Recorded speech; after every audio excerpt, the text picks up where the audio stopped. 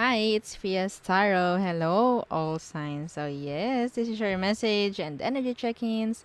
Syempre, prediction kung meron man, no?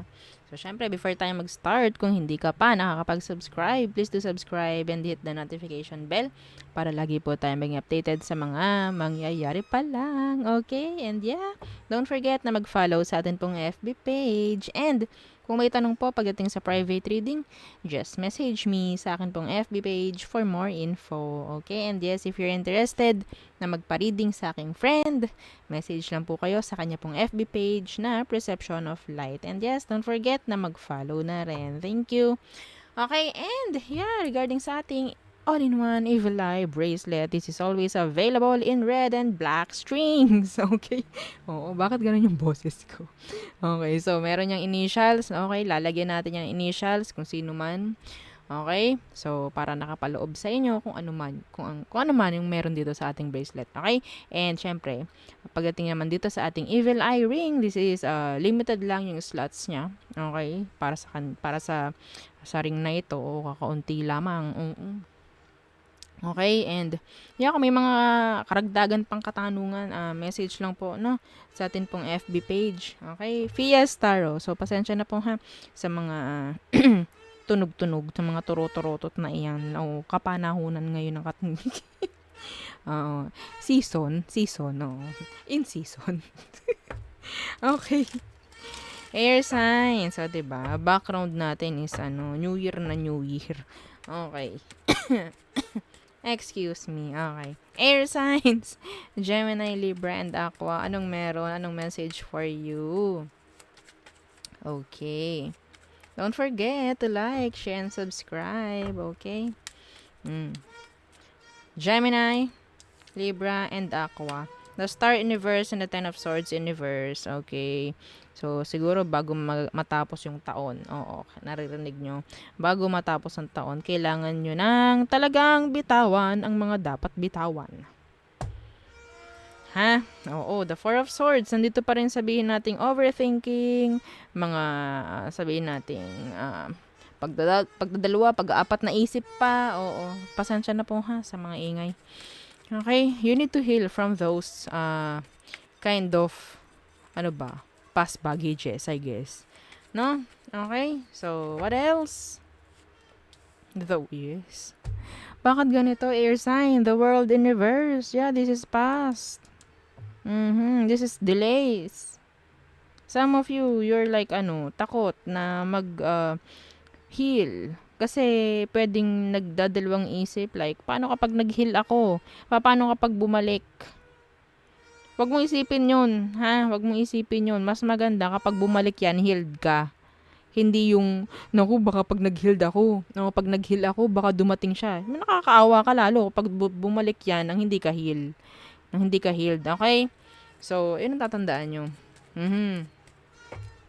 Hindi, sabi ng iba, paano po yun pag naka-move on na ako? Ganun nga talaga. Ganun talaga. So, dun mo malalaman kung karapat-dapat pa bang balikan or what. 'Di ba? Kung gusto mong balikan, then okay. Nasa sitwasyon ka na, healed ka na. Alam mo na yung mga gagawin. Alam mo na kung anong dapat. Like that. Okay? Gets nyo? What's with the world universe? Yeah, the Six of Pentacles. Some of you, you need to give forgiveness. Okay? You need to give forgiveness. Forgiveness. Oo. In general, kailangan yung matuto na mag-forgive. Kung ano man to. Unang-una yan. Yeah. The Page of Swords. Judgment. Enough with the cycle. Enough with the repeat. Oo, repetitive cycles na nandito. Kaya hindi na usad. Kung gusto niyo ng pag-usad, kailangan ng ending. Kailangan may end. Para may mag-start ulit. Okay? Hindi tayo pwede yung, okay, may issue dito, tapos, okay, magsimula tayo ulit. Paano kayo magsisimula ulit nun? Kung may issue, madadama yung mga sinisimulan mo because of that issue. Okay? Tandaan nyo yan. So, napaka-importante talaga ng, yes, sacrifice. Meron tayong mga gusto na hindi naman dapat na. Kailangan ng bitawan yun. For the sake. Okay? So, there. May mga stalker ka. May mga gustong bumalik. So, papaano yan? Ayun na naman tayo sa mga may gustong bumalik. Meron pa rin mga tinitingnan-tingnan, ini-stock-stock sa pass. Papaano? Ang maganda dyan, no? May ma-stock kayong ayaw nyo para yun na, mag-move on na. Real talk. Oo, kasi hindi kayo mag-move on hangga't wala kayo nakikitang something doon sa person na ini-stock nyo. Lalo na kung ito ay past person. Tama.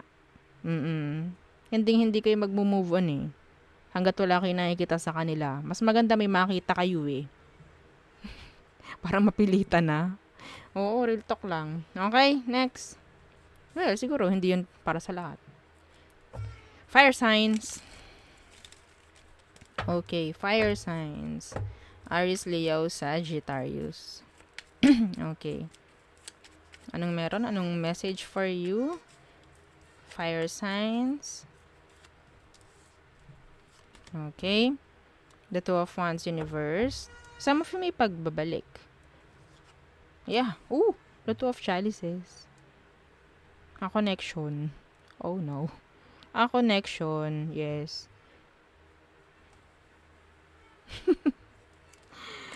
Hi. The Page of Wands though. In reverse. Okay. Andito yung parang may nabibinbin. May nadidelay na new beginning or pakikipagbalikan. Why? Because of this. Death. This is like an energy of totally ending. Okay? Parang ganyan. Pasensya na po ha. Oo. Masyado silang excited sa New Year. Okay? Oo, pasensya na po ha sa ingay kung naririnig nyo man. Okay, what else? The Empress in reverse. Some of you, kailangan nyo talaga na parang umayon na sa kung anong sitwasyon meron kayo. Okay, and left mo or leave everything behind. Yung mga hindi na nagtutugma. Okay? Yeah, the Star. Energy ng healing. Someone is praying for you na maging okay ka. Yes. Yeah. What else? Someone is praying talaga. The Wheel of Fortune in reverse. The Five of Wands. Ang daming changes. Ang daming challenges coming. Fire signs. Ang daming challenges. Pero, I don't know. Yung energy is like, hindi ka-level ng mga challenges or hindi ka-level ng mga opportunities na paparating. Kailangan mong lumevel sa kung ano man ito. Nakabaliktad ang energy, the Empress. So, there's no focus. No? Instability.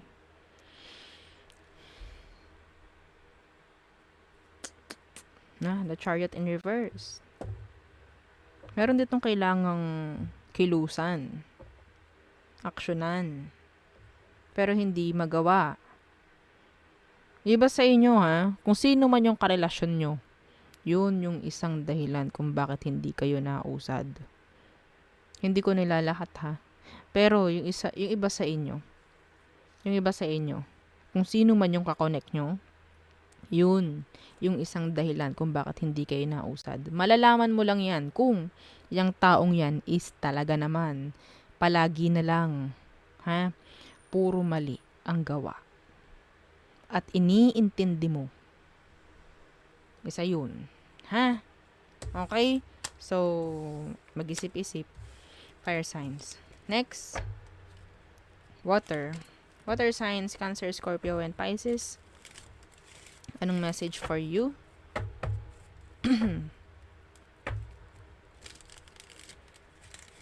Anong message for water signs?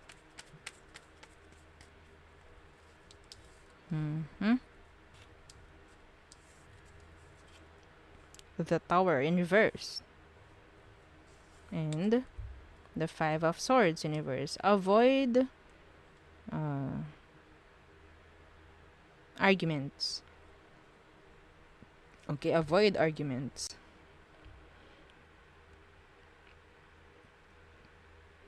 Avoid conflicts. May mga issue na hindi kailangan i-avoid, which is yung mga kailangang solusyonan. Okay?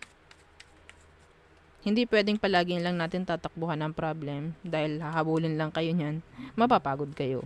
Okay? So, imbes na mapagod kayo dahil sinusolusyonan nyo, saan kayo? Gusto nyong napapagod kayo dahil sinusolusyonan nyo or napapagod kayo dahil tinatakbuhan nyo? Okay? Seven of Pentacles, the Nine of Pentacles, investing.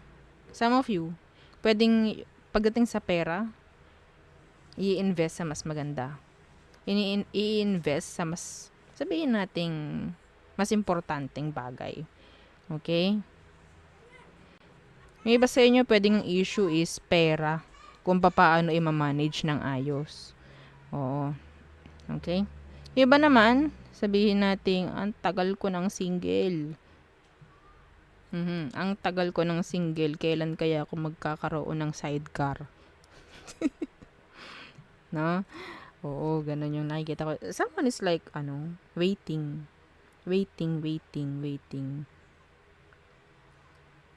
Huwag mo masyadong i-focus yung energy mo sa paghihintay towards love. Bumababa yung energy mo dun. Bumababa yung frequency mo pagdating sa love. Okay, so that is why hindi nagiging okay yung frequency mo. Hindi nakakakuha ng magandang frequency pagdating sa love. Okay? Much better na focus ka na lang muna sa work, sa career, mga ganyan. Yung parang wala kang pakialam pagdating sa love. Yeah, tsaka yan darating. Okay?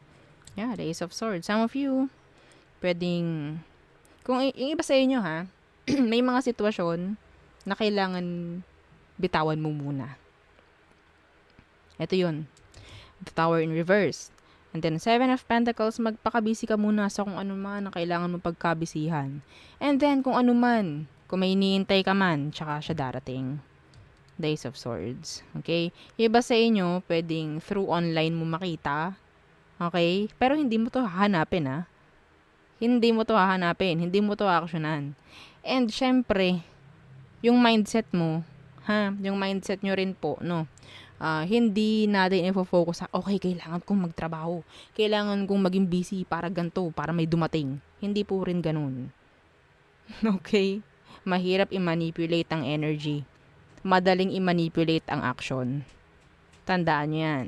Ha? Okay, the Temperance in reverse. Hindi balance. Hindi rin ibibigay sa'yo. Kung ganun. Dapat clear kay universe kung ano talaga ang intention mo. Kung ano talaga, ayun ang ibibigay sa'yo. Okay? Yeah. Huwag masyadong paka-focusan ng mga gustong mangyari sa buhay. In general, pakabisi muna tayo sa ibang aspeto. Okay? And then, yan. Unti-unti yan, magiging okay. Unti-unti magkakaroon ng magandang flow. Okay? Kasi kapag yung para kayong nagmumultitask, parang ang gulo. Naguguluhan si universe. Ano ba talagang gusto nito? Like that. Okay? So, there. Some of you avoid, tawag ito, arguments. Ang tawag pa dyan. Avoid ninyo yung parang hindi manage or hindi organized na schedules. Yan. Okay? So, next. Nalulumbay na. Ay, lumbay na. Okay. Earth signs. Taurus, Virgo, and Capricorns. Yeah. Anong meron for you, Earth signs? Okay. Seven of Swords. And the High Priestess. Oh, ano tong mga pagtatago na ito? Air sign, Cancer.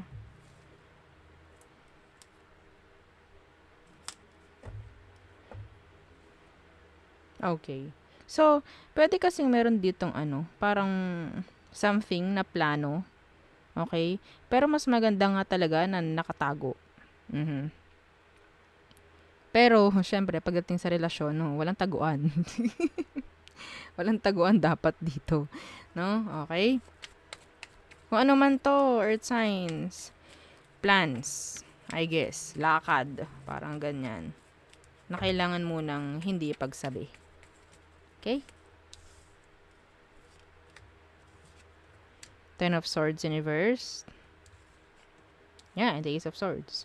Pag may solid na, tsaka pag-usapan. Okay, may chance pa kasi na pwedeng masabotahe yung magandang energy or magandang frequency na meron kayo patungkol sa plans. Someone from the past will come back to communicate. Earth signs. Ha? Yes. May mga tanong lang sila, pangumusta, mga ganyan. May mga gustong malaman itong taong to. Okay? What else? For earth signs. Someone is being sneaky. Para silang nag-i-stalk. Okay? Pero, yeah, I don't know. Parang wala pa silang ginagawang action right now.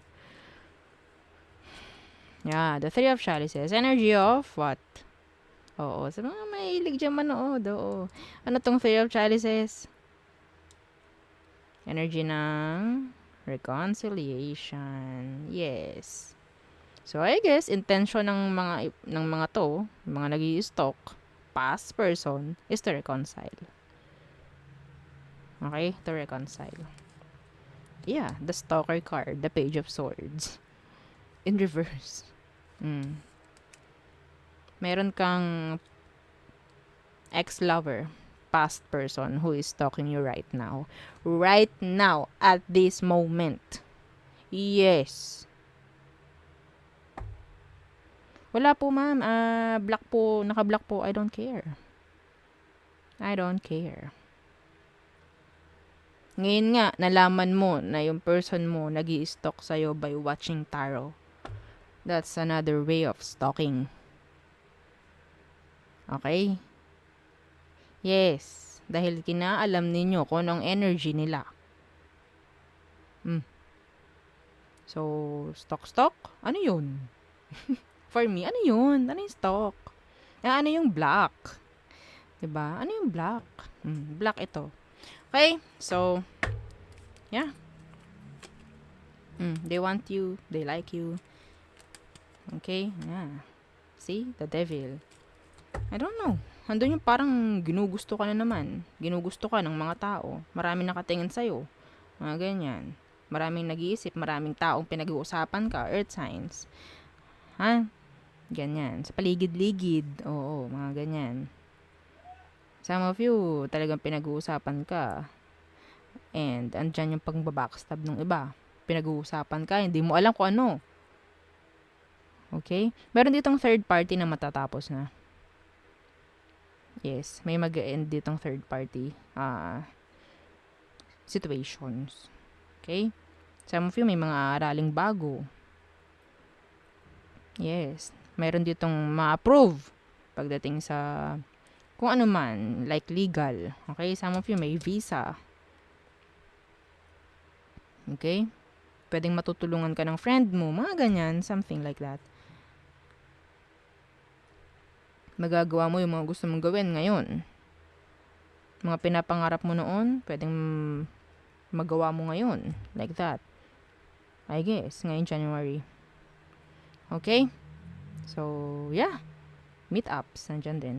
Okay, so there, yun ang ating reading for you, all signs. So yes, don't forget to like, share, and subscribe, and follow our FB page. Thank you!